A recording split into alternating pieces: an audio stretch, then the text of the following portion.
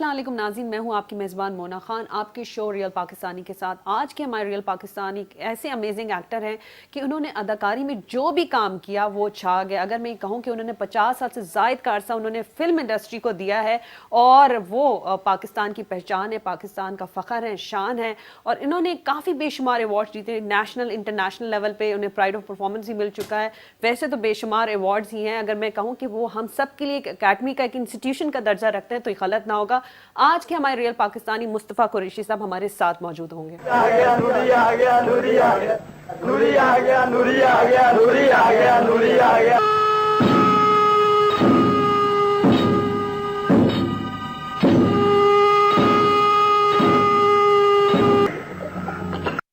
نواں آیا ہے سونیا۔ فلم انڈسٹری کا بہت بڑا نام ہمارے ساتھ موجود ہے مصطفیٰ قریشی صاحب، ہم سر کو ویلکم کریں گے۔ السلام علیکم سر۔ وعلیکم السلام۔ سر بہت شکریہ، ایک تو آپ نے ہمیں ٹائم دیا، اور یہ ہم سب کو ہی پتہ ہے کہ آپ نے اپنی زندگی کا اس سفر کا آغاز ہی ریڈیو پاکستان سے کیا تھا، اور کب اور کیسے کیا تھا یہ آپ ہمیں بتائیں پلیز۔ میں فرسٹ ایئر میں تھا، پھر انٹرمیڈیٹ میں تھا، تو حیدرآباد شہر میں جو کہ میرا شہر تھا اور ہے، تو وہاں ریڈیو اسٹیشن انسٹال ہوا تھا، ریڈیو پاکستان حیدرآباد۔ تو ہمیں بڑا ایک جذبہ، ایک خوشی ہوئی تھی کہ ہمارے شہر میں ریڈیو حیدرآباد قائم ہوا ہے تو ہماری آواز بھی آن ایئر جانی چاہیے۔ حالانکہ ہمیں نہیں پتہ تھا کہ ہماری آواز کوئی قابل نشر ہے بھی کہ نہیں، تو ہم نے انہوں نے پوسٹ ایڈورٹائز کی تھی ریڈیو والوں نے، پہلے تو کی تھی اسٹوڈیو کمشنر، تو ہم نے کہا، ہم نے اپلائی کر دیا۔ ہمیں نہیں پتہ تھا کہ اسٹوڈیو کمشنر کیا ہے۔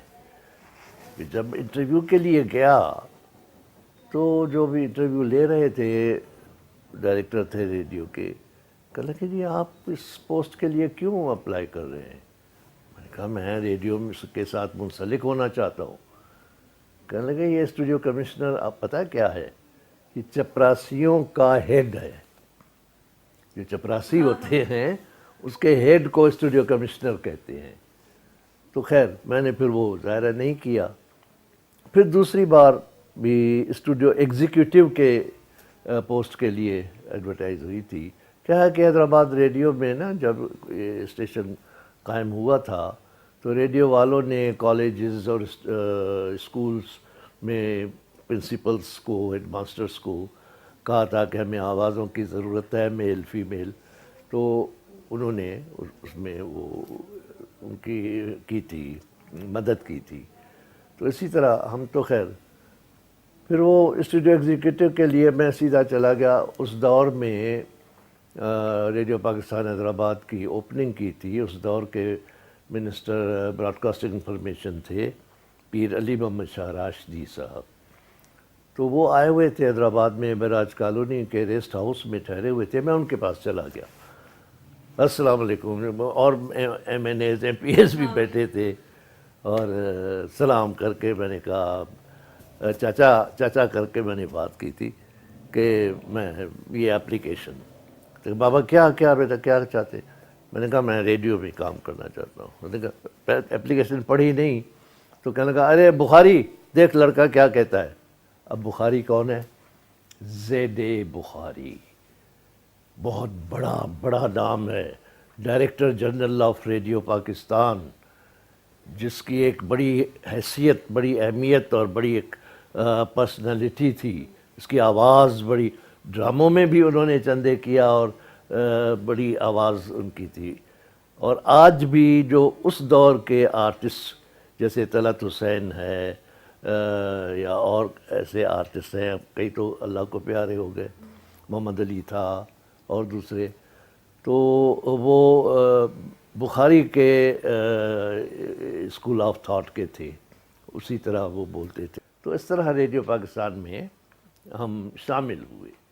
پھر اس کے بعد تو خیر کبھی کبھی کانٹریکٹ آتا تھا ڈرامے کا، تو ڈرامے کرتے تھے، اور پھر فورٹنائٹلی 15 دن کا کانٹریکٹ ہوا، پھر منتھلی مہینے کا کانٹریکٹ ہوا، پھر 1 سال کا ہوا، جس کو وہ پھر اسٹاف آرٹسٹ کہتے تھے اس کو۔ اس میں پھر ہم تمام پروگرامز میں نے کیے، یعنی اناؤنسر بھی رہا، ڈرامہ آرٹسٹ بھی رہا، سندھی بھی، اردو بھی، خطوں کے جواب بھی پڑھتا تھا، اور بچوں کے پروگرام کو بھی میں پیش کرتا تھا، اور گیتوں بھری کہانی میں وہ کہانی بھی پڑھتا تھا۔ ماشاءاللہ سے آپ نے 600 سے زائد فلمیں آپ نے کی ہیں اور بہت ہی زبردست اعلیٰ فلمیں کی۔ یہ جو حادثاتی طور پہ ہمیں پتہ چلا تھا، حادثاتی طور پہ آپ فلم انڈسٹری میں آئے تھے، تو وہ کس طرح سے تھا؟ کیونکہ آپ ریڈیو پاکستان میں آپ نے جتنا کام کیا، جتنا سیکھا، وہ تو آپ کی گفتگو سے اندازہ ہو رہا تھا کہ ایک ایک چیزوں پہ آپ لوگوں نے بڑی محنت کی ہے، آپ کے استاد تھے، تربیت تھی، تو آج جو ہے پوری دنیا آپ کو جانتی ہے۔ تو سر فلم کی طرف کس طرح سے آپ کا رجحان ہوا؟ فلموں میں تو میں بہت بعد میں گیا، میں پھر جب گریجویشن کی نا میں نے بی اے کے بعد، پھر میں ڈیوٹی آفیسر مجھے بنا کر کے تو ریڈیو پاکستان کراچی میں آ گیا تھا، تو 2.5-3 سال میں نے کراچی میں کام کیا۔ تو ڈیوٹی آفیسر کی پوسٹ ایڈمنسٹریٹو ہوتی تھی، یہ بندر روڈ پر ریڈیو اسٹیشن کراچی کا ہوا کرتا تھا، اوپر گول ایک بلڈنگ تھی جس میں وہ آفس ہوا کرتا تھا، تو آرٹسٹ یا ڈرامہ آرٹسٹ وغیرہ جو بھی پروگرام کر کے نکلتے تھے تو ہم ان کو چیک ڈسپرس کرتے تھے، اور رات کو پھر رپورٹ وغیرہ لکھتے تھے وغیرہ ٹرانسمیشن کی۔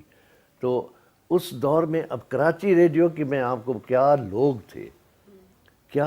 تھے، امیر خان، ایس ایم سلیم، مغل بشر، محمود علی، طلعت حسین، قاضی واجد، طلعت حسین کی والدہ شائستہ بیگم جو کہ اناؤنسر تھی، اور اناؤنسروں میں کیسی شخصیات تھی، آغا جان، استاد یگانہ کے بیٹے، استاد یگانہ بہت بڑے شاعر گزرے ہیں، اور وہ اردو زبان پر بحث کیا کرتے تھے زید بخاری کے ساتھ، ڈائریکٹر جنرل۔ وہ کیا تھا میں آپ کو بتاتا ہوں، اب یہ بات نکلی ہے، یہ میں چاہتا ہوں کہ جو ہماری آج کی جنریشن ہے، یہ تاریخ ہے، میں ان کو یہ بتانا چاہتا ہوں۔ اس زمانے میں جو آپ لوگوں کی تربیت ہوئی، جو آپ کو استاد ملے، جو ٹریننگز ہوئیں، اور جو آپ لوگوں نے اپنا کام کیا ہے اور اپنے کام کو عبادت سمجھ کے کیا ہے، تو سر میں یہ جاننا چاہوں گی کہ آج بھی لوگ کام کر رہے ہیں، نئے ٹیلنٹ بھی آ رہا ہے، فلم انڈسٹری میں بھی کام ہو رہا ہے، ڈرامے بھی بن رہے ہیں، تو آپ کیا سمجھتے ہیں کہ آج کل جو کام ہو رہا ہے وہ کس طرح کا ہو رہا ہے، اور آپ اس حوالے سے کیا کہنا چاہیں گے؟ آج کل بھی ٹھیک ہے، آرٹسٹ بڑے اچھے آرٹسٹ ہیں، ٹیلنٹڈ آرٹسٹ ہیں، لیکن اس دور کا جو ایک تو ادب و آداب، پنکچولیٹی، ایک جذبہ ہوتا تھا، پیسہ کمانا ہی نہیں ہوتا تھا، کام، اور اچھا کام ہو جائے، اچھا سین ہو جائے، اچھا شاٹ ہو جائے، وہی ہمارے لیے سب کچھ ہوتا تھا۔ تو اب جیسے میرے جب لاہور گیا تو 68 میں یہ لاکھوں میں ایک فلم ریلیز ہوئی تھی، تو آئی تھنک 69 یا 71 میں، مجھے یاد نہیں آ رہا وہ سن، تو میں نے پی ٹی وی پر لاہور سے 2 ڈرامے کیے تھے، وہ تب لائیو ڈرامہ ہوتا تھا۔ ایک تو میں نے کیا تھا رفیع پیر صاحب کا لکھا ہوا، عثمان پیرزادہ کے والد کا لکھا ہوا، بکھری یادیں، اس میں ریحانہ صدیقی، مہناز رفیع وغیرہ، یہ لائیو پروگرام 1-1.5 گھنٹے کا تھا۔ پھر ایک اور ڈرامہ کیا تھا میں نے ڈاکٹر انور سجاد مرحوم کا لکھا ہوا، ایک سیریز تھی ذل الہی کے نام، اپنا قلعہ کہانی کے نام سے، اور جس میں میں نے ٹائٹل رول کیا تھا ذل الہی کا۔ وہ بہت بڑے ڈائریکٹر پروڈیوسر تھے پی ٹی وی کے، بڑے دانشور، اللہ ان کو بھی غریق رحمت کرے، یاور حیات صاحب اس کے پروڈیوسر تھے، اور بکھری یادیں کے پروڈیوسر تھے فضل کمال صاحب، آج یہ لوگ دنیا میں نہیں ہیں۔ تو میں اس کے بعد میں کراچی پی ٹی وی سے بھی میں نے چند ایک ڈرامے کیے ہیں، اور لیکن فلموں میں پھر زیادہ مصروفیت کی وجہ سے میں کر نہیں سکا۔ جہاں آپ جاتے ہیں وہاں مولا جٹ بھی آ جاتا ہے، جب مولا جٹ آ جاتا ہے تو وہاں مولا جٹ کا ڈائلاگ بھی آ جاتا ہے، تو یہ ہم سب کی فرمائش ہے، ایک خواہش ہے کہ اگر آپ مناسب سمجھیں تو کچھ کہہ دیں مولا جٹ کا جو آپ کا مشہور ڈائلاگ ہے۔ میری مادری زبان سندھی ہے۔ بالکل سر، یہ پتہ ہے۔ اوکے، اچھا، شروع میری ابتدا اردو فلموں سے ہوئی تھی، حالانکہ اس سے پہلے بھی ایک سندھی فلم میں نے کی تھی، پردیسی کے نام سے. سید حسین علی شاہ فارزانی اس کے پروڈیوسر تھے, ہیرو بھی وہ تھے. تو لیکن اردو میں پہلی فلم لاکھوں میں ایک, اوکے, اور وہ سپر ہٹ ہو گئی. تو پھر ظاہر ہے چل سو چل, پھر اس کے بعد فون آتے رہے. میں شوٹنگ کر کے میں آ جاتا تھا, ریڈیو سے میں نے ریزائن نہیں کیا تھا, لیو پہ جاتا تھا. اور پھر پیا ملن کی آس, پھر انیلا, پھر آسرا, پھر کٹاری, بلکہ میری پیا ملن کی آس کے بعد کٹاری دوسری فلم تھی, لیکن ریلیز وہ لاکھوں میں ایک کے بعد ریلیز ہوئی تھی. اور اس طرح ایک پھول ایک پتھر, بہاریں پھر بھی آئیں گی, سزا, اور کئی فلمیں, آبرو وغیرہ وغیرہ. تو پھر مجھے وہاں پنجابی فلموں میں کام کرنے کے لیے کہتے تھے, میں انکار کرتا, میری زبان نہیں ہے, آپ کیوں اپنی فلم خراب کر رہے ہیں. بہرحال پھر ایک ایسا موقع آیا, ایک ڈائریکٹر آیا, الطاف حسین نام تھا اس کا, کہ جی آپ جیسی بھی پنجابی بولیں, جتنے پیسے چاہیے ہم دیں گے اور آپ کریں. پھر مجھے زیادہ کنونس کیا منور سعید نے.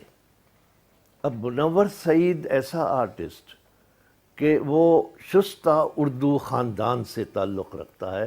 رئیس سمروی صاحب اور بڑے بڑے جو اردو کے گزرے ہیں نا, یہ اس خاندان سے تعلق رکھتا ہے. اور منور سعید بھی اسی فلم میں تھا, پنجابی فلم میں. تو منور نے کہا کہ یار جب میں اردو اسپیکنگ ہوں تو میں جب کر سکتا ہوں, تو آپ کی زبان تو سندھی ہے, سندھی اور پنجابی زیادہ قریب ہے, تو کیوں نہیں کر سکتے. پھر میں نے کیا تھا تو پھر وہ بھی چل سو چل ہو گئی. تو وہ پہلی فلم میری چار خوندے پیاسے تھی. بڑا پیاسا میں تھا, ویسے تو معاشرے میں بہت پیاسے ہیں.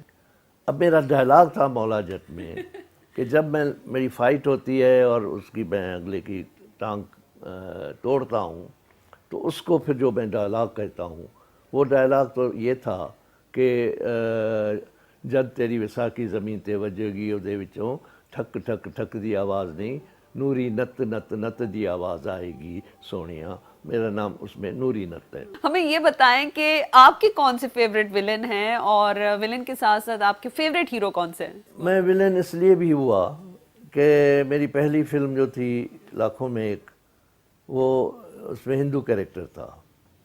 تو 65 کی وار ہو چکی تھی, تو ظاہر ہے اب ہندو سے کوئی نفرت نہیں ہے. ہندو کی کمیونٹی ہے, پاکستان میں بھی کئی لاکھ ہندو رہتے ہیں, وہ ہمارے بھائی ہیں, سکھ بھی ہمارے بھائی ہیں.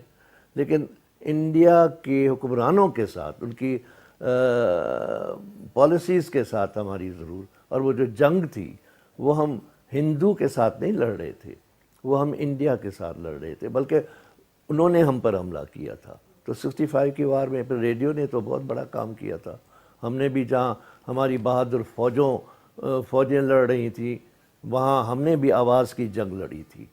اور سارے ریڈیو اسٹیشن سے بڑے بڑے پروگرام, پی ٹی وی سے بڑے بڑے پروگرامز ہوتے تھے. ملکہ ترنم, نور جہاں نے جو ترانے گانے گائے. انڈسٹری جوائن کرنے سے پہلے اسلم پرویز صاحب تھے, ولن تھے, اور انڈیا کے پران صاحب تھے, بہت بڑے ولن تھے. تو ولن ہالی ووڈ کے بھی بڑے بڑے ولن گزرے ہیں. تو ولن تو بڑی اہمیت کا حامل ہے کسی بھی کہانی میں. کسی ولن ہوگا تو وہ کہانی مکمل ہے. ولن ہی تو ہیرو کو اجاگر کرتا ہے. ہیرو تب تک ہیرو نہیں ہے جب تک ولن نہ ہو. ہمارے پاس سارے ہیرو اچھے تھے یار. اب شروع میں تو سنتوش کمار مطلب ہے ہینڈسم, موسٹ ہینڈسم ہیرو تھے انڈیا پاکستان میں, پورے بر صغیر کے. اور درپن صاحب, یہ لوگ بڑے وجاہت لیے ہوئے تھے. اور اس کے بعد جب آئے تو جیسے محمد علی تھا, اور ندیم, پھر شاہد بڑا خوبصورت ہیرو رہا. اور خوبصورت ہیروز میں ہیں جس کے اسٹائل کو کئی لوگوں نے فالو کیا, اور کئی لڑکیاں اس کے پیچھے ہوتی تھیں. وہ تھے وحید مراد, جس کے بالوں کے اسٹائل کو بھی لوگوں نے وہ اپنا بنایا تھا, جس کو کہا تو جاتا تھا چاکلیٹ ہیرو. اب چاکلیٹ ظاہر ہے میٹھا بھی ہوتا ہے, اچھا بھی ہوتا ہے, تو خوبصورت ہیرو تھا اور وحید مراد بھی. ایک وہ دور بھی ہوگا 1971 کا بھی ذکر کر لیا جائے جب ایسٹ ویسٹ پاکستان کا جب ایشو تھا, تو اس میں فلم انڈسٹری بھی کافی کرائسس میں رہی ہے. تو وہ کون سے, کیونکہ آپ نے, ہم چاہیں گے کہ وہ جو ٹائم تھا وہ کس طرح کا وہ ٹائم تھا, کیونکہ پھر ایک ذرا فلم کی جب ہم بات کرتے ہیں تو ذرا مشکل ٹائم تھا, تو وہ کس طرح سے آپ لوگوں نے فیس کیا. پھر ہم نے یہ بھی دیکھا کہ 1980s میں بھی زبردست جو ہماری فلمیں بن رہی ہوتی ہیں. تو سر اس بارے میں آپ ہمیں بتائیں کہ وہ کس طرح کا وہ وقت رہا ہے. 31 کی بات ہے یہ, جب یہ بہت بڑا ہمارا قومی سانحہ تھا, اور بلکہ ان دنوں میں میری اپنی فلم کی شوٹنگ ہو رہی تھی جس کا میں پروڈیوسر تھا. وہ فلم تھی, اس کا پہلے تو نام تھا سرساگر, میوزیکل ہسٹوریکل فلم تھی, اور بعد میں پھر اس کا ڈسٹریبیوٹر کے کہنے پر ندیہ کے پار رکھا گیا. محمد علی زیباز, لہری صاحب, طالب صاحب, یہ سارے, ساقی صاحب, یہ سارے تھے آرٹسٹ. تو جب یہ سانحہ ہوا, پاکستان, ویسٹ پاکستان علیحدہ ہوا, تو ساری شوٹنگیں بند ہو گئی تھی. میری واحد شوٹنگ تھی جو لاہور میں ایونیو اسٹوڈیو میں جاری تھی, ہو رہی تھی, اور بم گر رہے تھے اور ہم شوٹنگ کر رہے تھے. نمبر ایک. نمبر دو, ایسٹ پاکستان ہماری مارکیٹ تھا, وہ ایک مارکیٹ ہماری بند ہو گئی, ختم ہو گئی. پھر ویسٹ پاکستان ہی رہ گیا. تو یہ بھی ہمیں بڑا نقصان ہوا. اور مجھے بلکہ وہاں کے کچھ بعض دوستوں نے کہا کہ اب آپ فلم کو بند کر دیں, کہ میں نے کہا نہیں, فلم بنے گی. وہ میں نے خیر کمپلیٹ کی. اور پھر جب بنگلہ دیش بن گیا تو جہاں وہاں کے ڈھاکہ کے, چٹاگانگ کے کی شخصیات, آرٹسٹ وغیرہ کام کرتے تھے, ہم مل کر کام کرتے تھے. اس میں ٹاپ کے ڈائریکٹر تھے جو پاکستان کے بڑی زبردست فلمیں بنائیں, نظر الاسلام صاحب, وہ جن کی آئینہ فلم کئی سالوں تک چلتی رہی, اور زندگی بنائی تھی جس میں میں بھی تھا, ندیم بھی تھا, بابرا شریف تھی. اور اسی طرح جیسے میوزک ڈائریکٹر, بڑے بڑے سپر ہٹ گانے جنہوں نے کمپوز کیے, رابن گھوش, پھر ان کی بیوی شبنم, کئی فلمیں کی انہوں نے. رحمان ہیرو تھے, اور اس طرح رائٹرز تھے, شاعر تھے. سرور بارہ بنکوی بڑا شاعر تھا وہاں ایسٹ پاکستان کا, ان کے فلموں میں گانے لکھے. تو بڑا کام, کافی سالوں تک بنگلہ دیش بننے کے بعد بھی وہ یہاں رہے, ہمارے ساتھ رہے. لیکن بالآخر ہماری فلم انڈسٹری کو بھی ذرا زوال شروع ہو گیا تھا. تو کچھ تو طبعی موت ہو گئے, اللہ کو پیارے ہو گئے. اب جیسے مثلاً شبنم ہے, وہ اس کو بھی جانا پڑا واپس, ڈھاکہ میں چلی گئی, لیکن رو رو کر گئی, کیونکہ بڑی اچھی زندگی یہاں گزاری تھی, اور بڑی بڑی فلمیں, ہٹ فلمیں, کامیاب فلمیں شبنم نے کی تھی. پھر ہمارا سلسلہ بنگلہ دیش کے ساتھ یہ ہوا کہ کو پروڈکشنز شروع ہوئیں, پاکستان اور بنگلہ دیش کو پروڈکشنز. تو وہاں کے آرٹسٹ ہمارے آرٹسٹ, وہاں کا ڈائریکٹر ہمارا ڈائریکٹر, یوں اس طرح کر کے کئی فلمیں ہم بناتے تھے. تب وہ کو پروڈکشن کا سلسلہ فلپین کے ساتھ بھی تھا, سری لنکا کے ساتھ بھی تھا, نیپال کے ساتھ بھی تھا, ٹرکی کے ساتھ بھی تھا. یہ بڑی ایک مطلب ہے فلم انڈسٹری ویسٹ پاکستان کے ایسٹ پاکستان کے چلے جانے کے بعد بھی فلم انڈسٹری قائم رہی. اور صرف ویسٹ پاکستان کی مارکیٹ رہی. اس کے باوجود سال میں 150-200 فلمیں بنتی تھیں. سر ونس اگین آپ کا بہت بہت شکریہ کہ آپ نے ہمیں ٹائم دیا, اور جو ریڈیو پاکستان کی آپ نے جو بہترین یادیں ہیں نا وہ آپ نے ہمارے ساتھ شیئر کی ہیں. تو ہم چاہیں گے کہ ہمارے دیکھنے والوں کے لیے آپ پلیز ایک اچھی بات, کوئی میسیج آپ کہنا چاہیں آج. بس ہم تو یہی کہیں گے کہ چونکہ آج کل جو حالات ہیں ملک کے, اور اس میں جو کچھ ہم دیکھ رہے ہیں, اس میں جو موجودہ حکومت ہے, جو ہمارے پرائم منسٹر ہیں عمران خان صاحب, بڑی کوشش کر رہے ہیں اس ملک کو ترقی دینے میں اور اصلاحات کرنے میں، غربت کو ختم کرنے میں، خوشحالی لانے میں بہت کچھ وہ کر رہے ہیں، لیکن جو ان کو گھیرا ہوا ہے، جو مجبوریوں نے ان کو ایک پابند کیا ہوا ہے، تو ایک تو ان کو ٹائم ملنا چاہیے، نمبر ایک۔